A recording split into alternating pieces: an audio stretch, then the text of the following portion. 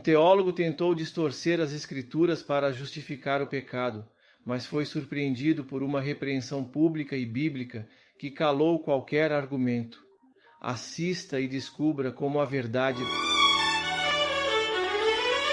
desmascarado. Tentou justificar pecado com Bíblia? Graça e paz, povo de Deus. Aqui é o profeta pastor Marconi Silva e hoje o Espírito Santo nos conduz a um alerta muito sério e necessário para os nossos dias. A palavra do Senhor diz em Isaías 5:20: Ai dos que ao mal chamam bem e ao bem mal, que fazem da escuridade luz e da luz escuridade, e fazem do amargo doce e do doce amargo. Meus amados, o que você verá hoje é simplesmente chocante. Um teólogo tentou usar a Bíblia, isso mesmo, a santa palavra de Deus, para justificar o pecado. Mas a verdade não pode ser manipulada. E neste vídeo, você vai ver como ele foi publicamente repreendido e desmascarado diante da verdade do Evangelho. Antes de começarmos, gostaria de pedir um favor especial a você, nosso querido espectador. Se você está gostando dos vídeos que compartilhamos aqui e deseja acompanhar mais conteúdos inspiradores como este, por favor, inscreva-se no canal, ative o sininho de notificações e deixe o seu like. Nos comentários fixados você encontrará o link para o nosso grupo de oração no WhatsApp. Participe! Estou ansioso para ler o seu comentário. Sua participação é fundamental para continuarmos trazendo mensagens edificantes e de qualidade para vocês. Vamos juntos nesta jornada pela verdade? Então prepara o coração, porque o que vem agora vai abrir os seus olhos.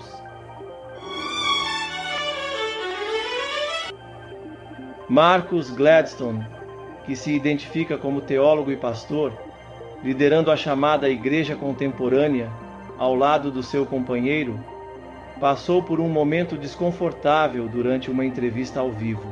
O episódio ocorreu no programa Soltando o Verbo, da Rede Gospel FM, onde ele tentou defender sua visão teológica. Durante o debate com o pastor César Cavalcante, Marcus Gladstone buscou afirmar que a chamada teologia inclusiva está em harmonia com os princípios bíblicos. No entanto, suas ideias foram firmemente confrontadas com argumentos sólidos baseados nas Escrituras, gerando grande repercussão e constrangimento diante dos ouvintes.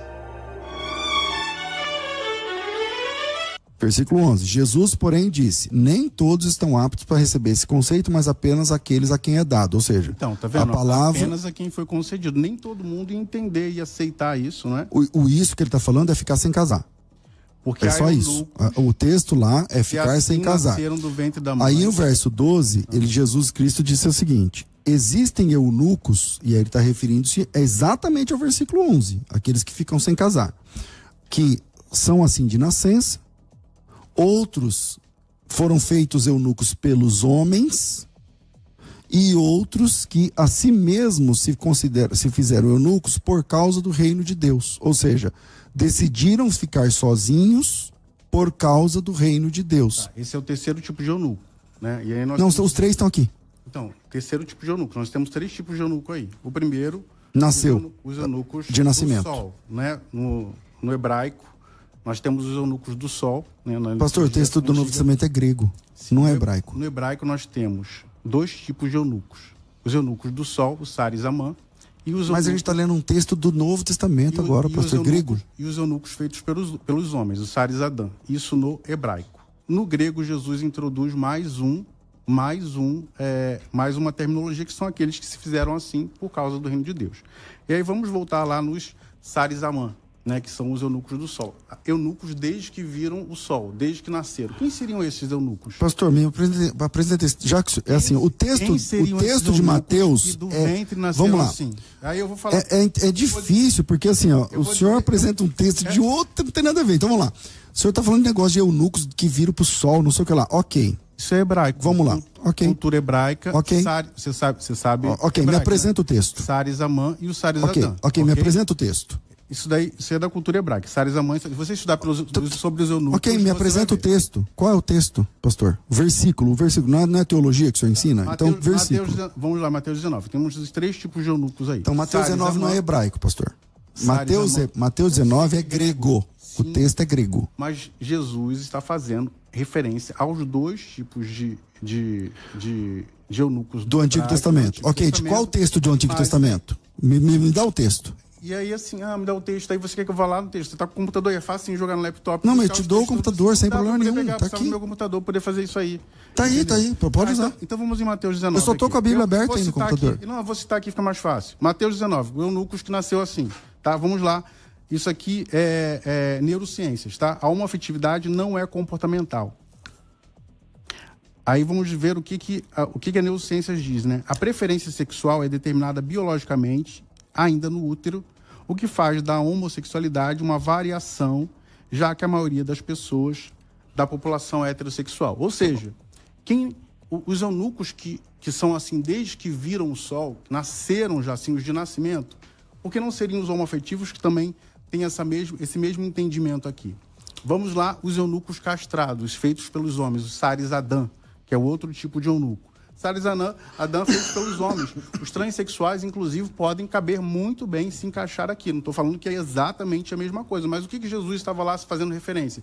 Que haveriam, num determinado momento, um espaço onde eles poderiam ser incluídos. Ou seja, nesse texto de Mateus 19, Jesus está abrindo um leque para que a comunidade LGBTQIA+, pudesse ser aceita dentro do contexto da igreja cristã. Tá bom, agora e aí eu entendi seu argumento, pastor. E aí eu quero falar o seguinte, né? Assim, a Bíblia não tem nada, absolutamente nada, que condene a homossexualidade. Okay, não tem agora um texto que não tenha sido manipulado ou com uma teologia deturpada para que fizesse com que as pessoas acreditassem que os homossexuais fossem condenados. Ok, agora, pastor... Amor e fidelidade. Ok, agora vamos para a Bíblia. Agora vamos para a Bíblia, e não neurociência, não sei o que lá. Mateus 19 na Bíblia. Em Mateus, então, mas Mateus 19, o senhor cita o texto, que é grego, e se vale de uma palavra hebraica, que o senhor está dizendo que é essa palavra, que tem a ver com eunuco, não sei o que lá, que nunca viu o sol. Quando você estudar essas passagens no hebraico... Mas as passagens que o senhor não me dá? As passagens que o senhor não me fala? Depois essas? Faz o meu curso, entra lá, é Marcos de Ladistone no YouTube, então, tá lá Teologia Inclusiva. Então se o senhor é o professor, por que o senhor não fala o texto? Esse tema, eu de cabeça agora não vou poder falar. Tá bom, então se o senhor não sabe de cabeça, não dá para falar. Entendeu? Então vamos lá. O texto de Mateus capítulo 19 diz assim, ó, palavras de Jesus: há eunucos de nascença. E a palavra eunuco aqui é grega, eunuchos, que tem a ver com a pessoa que tem que fica eunucos. Sem marido, sem esposa, no caso aqui sem esposa e tudo mais. Outros foram feitos assim pelos homens. Os castrados. Como é que uma pessoa se torna homossexual por causa dos homens? Explica pra mim. Se essa palavra aqui significa homossexual... Eu não tô falando que essa palavra significa homoafetivo.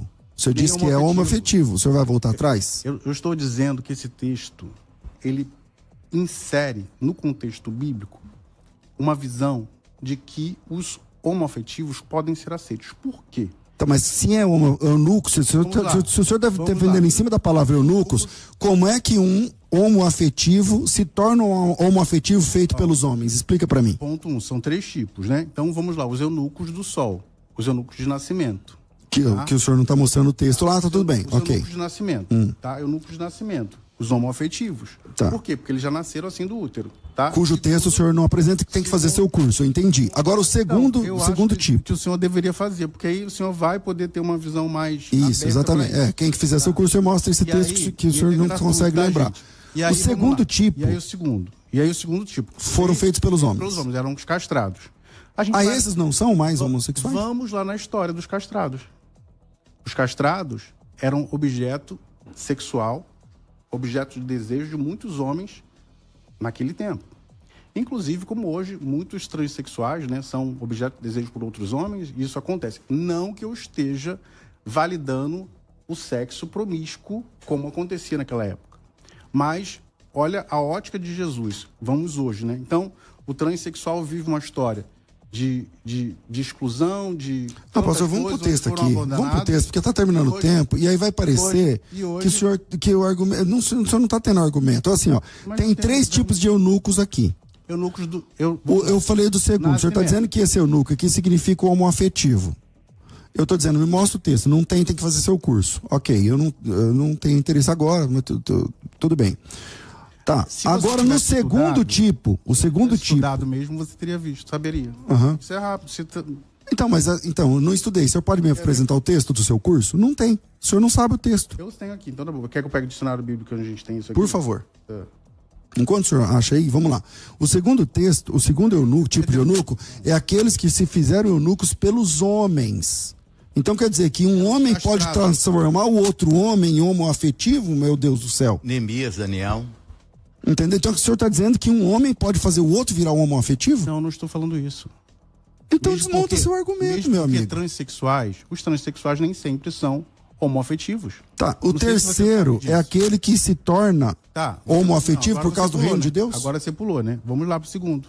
Eu só pulei porque o senhor não tem o argumento do segundo, o senhor tem que fazer seu curso, não sei o quê, tudo isso. Não, nem todo transexual, ele é homoafetivo, tá? O transexual, ele pode ser, inclusive, ter feito, né, a cirurgia de redesignação e não ser homoafetivo, tá? Isso é uma coisa, outra coisa, outra coisa, tá? Eu nem tô falando de negócio de trans, isso que é o senhor que tá citando aqui no meio. Eu tô citando os transexuais. E o senhor tá dizendo que os eunucos aqui são transexuais, é isso? Os eunucos castrados, eles podem ser tidos como os transexuais, tá? Isso, para mim, fica muito claro, exatamente porque eram pessoas que tinham a genitália retirada, enfim, como hoje também tem, viviam práticas sexuais com os senhores, não é? Então, é muito comum isso. Então, Jesus está abrindo o leque aqui para poder acolher esses daí, que são os transexuais. E alguns se tornam trans por causa do reino de Deus também? Não. Que é o terceiro? Você está misturando tudo. São 3 tipos aí. Eu que estou misturando? Você está misturando tudo. Tá certo. Tá, vamos lá. O primeiro tipo, vou citar de novo. Primeiro tipo, os homoafetivos. Tá? Nasceram assim. Segundo tipo, podem ser os transexuais. Eu não estou falando que são. Podem ser, dá ali a margem para Jesus dizer assim, olha, eu estou colocando isso aqui para que lá no futuro vocês possam incluir os LGBTQIA+. O terceiro tipo são os eunucos que fizeram assim pelo reino de Deus. Pelo reino de Deus, são, como Paulo foi, não é? Não estou dizendo que eles são homoafetivos, né? Mas como Paulo foi, como outras pessoas vivem pela fé e não querem ter o casamento. Bom, tudo isso somente na literatura e no curso do pastor, e na literatura homoafetiva, e na literatura da teologia inclusiva, a Bíblia Oxford que vai tratar... Não fala. A Bíblia Oxford não fala isso aqui em Mateus 19. A Bíblia Oxford, se você pegar aí, tem a Oxford Bible aí? Tem. Então, se você falar no texto de 1 Coríntios 6,9... Não, peraí, pastor, nós estamos discutindo Mateus ou 1 aos Coríntios? Porque em Mateus não fala. Tá. Se você pegar 1 Coríntios 6,9 lá na Bíblia... Ok, pastor, mas nós estamos em Mateus, certo? Vai dizer nós estamos em Mateus até agora, certo? Mas aí eu cito o argumento, você quer pular para outro.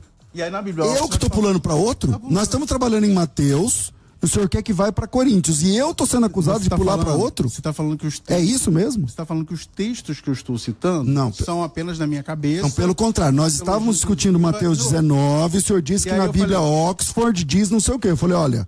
A Bíblia Oxford não diz isso. Eu falei o quê? Quer que eu abra aqui? O senhor diz assim, abre em Coríntios. Não, peraí. Em Coríntios é outro assunto. Vamos lá. O que eu estou falando é que não é uma coisa só da minha cabeça. Existem teólogos de Jerusalém. Da teologia inclusiva, claro. Teólogos da CNBB, por exemplo, a CNBB nova, acabou de postar lá que sodomita não se refere a homossexuais no seu glossário. Se você abrir a Bíblia aí, no glossário da CNBB, você vai ver que ela diz... A gente pode discutir o texto sodomia, mas não é o momento agora, tá certo, pastor? A gente está trabalhando Mateus 19. Em Mateus capítulo 19, Mateus 19 o senhor está pulando do texto e ainda acusa a mim de fazer o que o senhor está fazendo. Quer dizer, então... fala para não haver união. É para não haver união.